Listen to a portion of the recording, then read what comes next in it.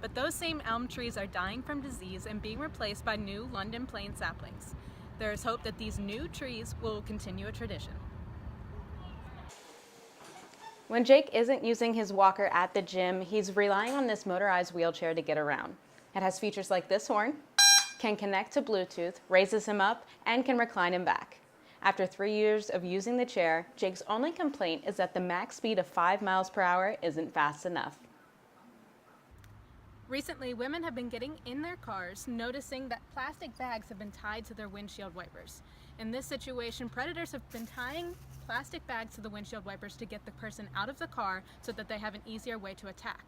Police say in this situation to make sure you stay in your car, pull away, get to a different parking lot, and call for help. Whatever you do, stay in your car. If you know someone like Michaela who suffers from epilepsy, if you're around while they have a seizure, you just have to follow a few tips. First of all, if they're on an elevated surface, get them down to the lowest surface possible, like the floor. When they get down to the floor, make sure you get them on their side so they cannot choke. Whenever they're down and they're having their seizure, make sure you do not hold them down and restrict their muscles while they're having a seizure. Let it run its course and then help whenever they're finished. This is a news break.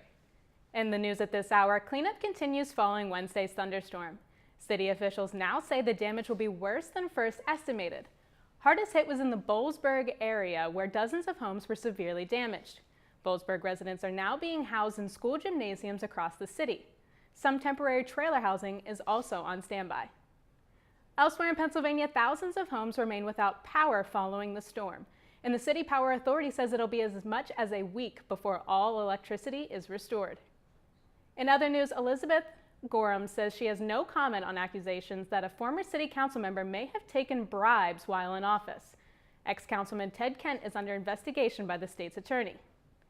The current temperature is 55 degrees with rain predicted later today.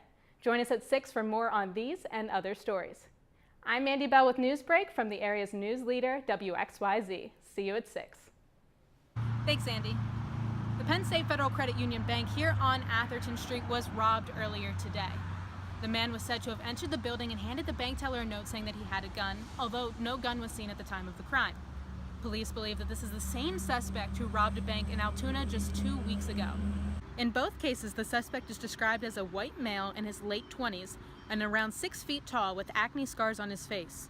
In State College, he wore a dark curly wig under a fedora and a long dark trench coat over his suit and tie. But be on the lookout for a brand new black leather bag, which witnesses say they could smell the new leather.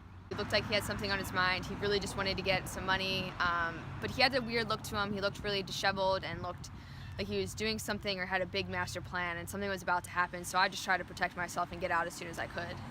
Witnesses say the suspect was last seen driving northbound on North Atherton Street in a green convertible with a stolen license plate. Anyone with any information is urged to call the State College Police Department. Reporting from State College, Pennsylvania, I'm Mandy Bell.